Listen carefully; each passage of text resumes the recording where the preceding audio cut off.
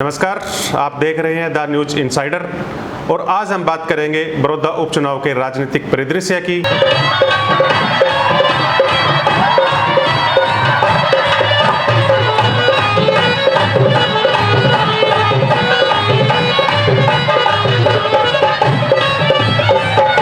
जानेंगे कैसे चौधरी देवीलाल के मजबूत किले में भूपेंद्र सिंह हुड्डा ने सेंध लगाई और अब भूपेंद्र सिंह हुड्डा के किले को ध्वस्त करने के लिए भाजपा क्या क्या तैयारियां कर रही है। हल्का एक समय में चौधरी देवीलाल का गढ़ रहा है। इसका अंदाजा इसी से लग सकता है कि यहां चौधरी देवीलाल ने जिसे भी टिकट दे दिया वही विधायक बन गया। 2009 में यहां भूपेंद्र सिंह हुड्डा ने इस गढ़ को तोड़ दिया।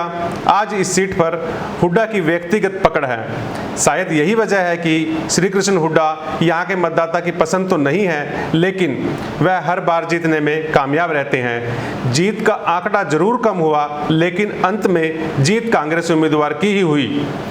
देवीलाल की यहाँ क्यों पकड़ थी, यह जानने के लिए हमें इस इलाके के लोगों का मन समझना होगा, इलाके के लोगों की सोच समझनी होगी, तभी हम अंदाजा लगा पाएंगे कि यहाँ पर देवीलाल क्यों इतने पसंद थे। यह ठेठ हरियाणवी विधानसभा क्षेत्र है। इसमें 54 गांव हैं, एक भी शहरी वोट नहीं है। इस क्षेत्र में सर छोटू राम का असर काफी ज्यादा था, इसलिए कांग्रेस की बजाय लोग कमेरा वर्ग के राजनेता को पसंद करते थे। राजनीतिक के नज़रिए से अगर हम देखें तो बड़ौदा जो है वो प्योर ग्रामीण कॉन्स्टिट्यूंसी है और 54 गांव है हल्के के अंदर। रोहतक से लेके जो पानीपत की सड़क जो आगे चंडीगढ़ को जाती है, इसके दोनों तरफ हल्का फैला हुआ है। अगर भौगोलिक रूप से हम देखें, यानी गोहाना जो शहर है उसके 3 तरफ हल्का बड़ौदा है, नया बड़ौदा।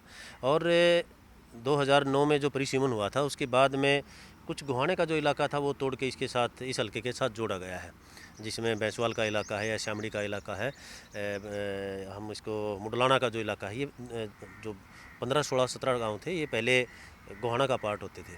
तो इनमें दोनों में अलग अलग तरह की पॉलिटिक्स है और दोनों में टेम्परामेंट भी अलग अलग है लोगों का वोटिंग का। अगर राजनीतिक नज़रिए से हम देखें तो यहाँ 13 बार चुनाव हुए हैं और कांग्रेस जो है वो 5 बार विजयी रही है। 7 बार लोकदल के परिवेश की जितनी भी पॉलिटिकल पार्टियां थी जो चौधरी देवीलाल से कनेक्टेड हम कर सकते हैं उनको, वो विजयी रही हैं। एक बार यहाँ हरियाणा विकास पार्टी भी विजयी रही है। छोटू राम के बाद में यहाँ के लगभग 28-30% वोट का एक ऐसा सेगमेंट रहता है जो अलग तरीके का वोटिंग एग्रीकल्चरिस्ट है। बेसिकली वो वोट जो ट्रांसफ़र हुआ है वो छोटू राम से चरण सिंह, देवीलाल, फिर वो इनेलो में होता आ गया है। और वो 2009 के बाद में, 5 के बाद में जब मुख्यमंत्री भूपेंद्र सिंह हुड्डा बनते तो वो वोट बैंक आज उनके साथ है। वो यही मैंने बताया आपको कि 2005 के बाद ही कांग्रेस में हुए, नहीं तो जब बहुत ज़्यादा फ्लो होता था या कोई कैंडिडेट की सेटिंग्स ऐसी हो जाती थी कि जब समीकरण साथ दिए जाते थे तभी कांग्रेस यहाँ जीतती थी, नहीं तो लोकदल ही इनकी पहली पसंद रहा है। और उसका रीज़न ये था कि हमारी कास्ट बेस्ड जो पॉलिटिक्स है उसमें जो जाट वोटर है, खासकर जो एग्रीकल्चरिस्ट है, वो वोट आ जाती थी ड्यू टू पार्टी। और किसी भी कास्ट से, जहाँ से हम किसी अनुसूचित रिजर्व रहा है, ये जिस भी कम्युनिटी में वो टिकट जाती थी उस कम्युनिटी के अपने साइड की वोट वो ले लेता था। यही जीत का समीकरण था। इसकी वजह बताते हैं कि भूपेंद्र सिंह हुड्डा को यहाँ से इसलिए समर्थन मिलता रहा क्योंकि हुड्डा इलाके की चौधर का नारा देते हैं। को तो हुड्डा ने इतना काम कर रखा कि उसकी हम व्याख्या नहीं कर सकते। हमारे विरोध दल के बोलते हैं मोदी ने 370 तोड़ दी, कांग्रेस भी तोड़ दे और हमारी तोड़ दी 370 विरोध दल की, हुड्डा ने तोड़ी है। कौन सा तोड़ी है बता दो। चौटाला भी रह गई। गाँव को तो फायदा तो हमारे को कोई नहीं। हमारा विरोध दल कम लाग रही थी 370। अच्छा, हमारा बैकबोर्ड हल्का था। अच्छा, हम कुएं में पड़े थे। हमारे पंडित जी निबेरा था का हम चौधर में आ जावांगे, रिजर्व में था। हाँ, जाटा निबेरा था, हम चौधर में आ जावांगे। एक बैकबोर्ड का हरिजन का ही कोई लड़का आया हुआ था, वो चौटाला सारी उम्र हाड़े चौटाला करके गया है। खटक बढ़िया गर्दा गणा। एक भूपेंद्र सिंह हुड्डा यहाँ कैसे मजबूत हुए, जानकार इसकी वजह बताते हैं कि हमारी कास्ट बेस्ड जो पॉलिटिक्स है उसमें जो जाट वोटर है, खासकर जो एग्रीकल्चरिस्ट है, वो वोट आ जाती थी ड्यू टू पार्टी। और किसी भी कास्ट से जहाँ से हम किसी अनुसूचित रिजर्व रहा है, ये जिस भी कम्युनिटी में वो टिकट जाती थी उस कम्युनिटी के अपने साइड की वोट वो ले लेता था। यही जीत का समीकरण था, इसीलिए इतनी बार यहाँ इनेलो या लोकदल सेगमेंट विजयी रहा है और या मुकाबले में रहा है।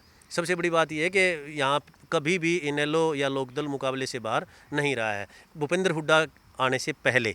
अब वही वोट भूपेंद्र सिंह हुड्डा को ट्रांसफ़र हुआ, वो बेसिकली कांग्रेस को वोट ट्रांसफ़र नहीं हुआ इस इलाके का, वो भूपेंद्र सिंह हुड्डा की लीडरशिप में ट्रांसफ़र हुआ। भूपेंद्र सिंह हुड्डा को यहाँ से इसलिए समर्थन मिलता रहा क्योंकि हुड्डा इलाके की चौधर का नारा देते हैं। उन्होंने मतदाता के साथ लगातार संपर्क बनाकर रखा है। चाहो बढ़िया आदमी आवे, बढ़िया कैसे क्या करें, बढ़िया आदमी है भी मारा लक्कन गए तो टिकट देंगे, जब तो हम टिकट पर्ची देश कहाँ दूसरा हल्का गए तो ही दे दी जो करीब यू आगे गड़े जोटन बनाए थे मारे के गलत कर रखा था।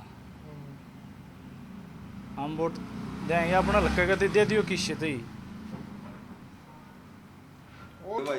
भाई ईश्वर नाम है, गांव रिंडाना। भाई मारे हल्के में हल्के का जो मतलब उम्मीदवार होगा तो हम राजी होकर वोट जमाएंगे। हल्के के तो बहुत सारे आ जाएंगे, फिर हल्के का उम्मीदवार चाहिए।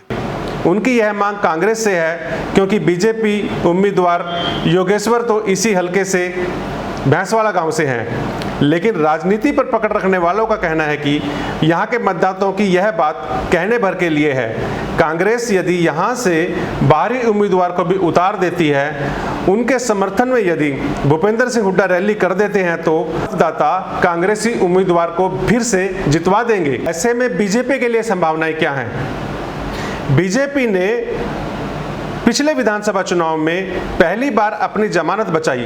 बीजेपी के उम्मीदवार योगेश्वर दत्त ने यहां से 37,726 वोट लिए, जो कि कुल वोटों का 31% के आसपास बैठ रहे हैं। इस विधानसभा क्षेत्र में जाट वोटर्स 50,000 के आसपास हैं। दूसरे नंबर पर ब्राह्मण मतदाता हैं जो कि 18,000 के आसपास हैं। 16,000 के आसपास मतदाता एससी स्पेशल वर्ग से हैं। 6800 के आसपास वाल्मीकि मतदाता हैं। टिकट देते वक्त जातीय समीकरण का यहाँ बेहद ध्यान रखा जाता है क्योंकि जाट मतदाता के साथ यदि एक भी दूसरी कास्ट का मतदाता लग जाता है तो उसकी जीत आसान हो जाती है। इस बार के विधानसभा चुनाव में बीजेपी का प्रदर्शन बेहद अच्छा रहा। इसकी वजह यह रही कि योगेश्वर को ब्राह्मण मतदाता के साथ साथ युवा जाट मतदाता ने भी वोट दिया। क्योंकि योगेश्वर पहलवान है, युवा जाट खिलाड़ी भी पहलवानी, कुश्ती, कबड्डी से जुड़े रहे हैं, इसलिए एक खिलाड़ी होने के नाते योगेश्वर उनकी पहली पसंद बने रहे। इसके बाद भी 2 हैवी जाट वेट उम्मीदवार मैदान में थे। कांग्रेस से श्री कृष्ण हुड्डा तो जेजेपी से भूपेंद्र मलिक। भूपेंद्र मलिक ने भी इस विधानसभा चुनाव में अच्छा प्रदर्शन किया और 32,480 मत लिए। इस तरह से यह मुकाबला तिकोना हो गया था। योगेश्वर के लिए जीत की राह आसान थी। जानकार बताते हैं कि वह राजनेता की तरह लच्छेदार बातचीत नहीं कर पाते, सियासी दांवपेच से बचते हैं। यही वजह रही कि वह जीत के करीब आते आते फिसल गए। इस बार यदि वह ब्राह्मण मतदाता के साथ साथ जाट व कुछ अन्य मतदाताओं को साध लेते हैं तो उनकी राह काफ़ी आसान हो सकती है। बहरहाल यह कहना तो जल्दबाजी होगा कि बड़ौदा के रण में कौन विजयी रहेगा, लेकिन इतना साफ है कि भूपेंद्र सिंह हुड्डा अपने इस गढ़ को बचाने के लिए कोई कसर नहीं छोड़ने वाले और इधर भाजपा भी इस गढ़ में सेंध लगाने के लिए पूरी राजनीतिक तैयारियां किए हुए हैं, अपनी कमर पूरी तरह से कसे हुए हैं। अब देखना दिलचस्प होगा कि इस चुनाव का सियासी ऊंट किस करवट बैठता है।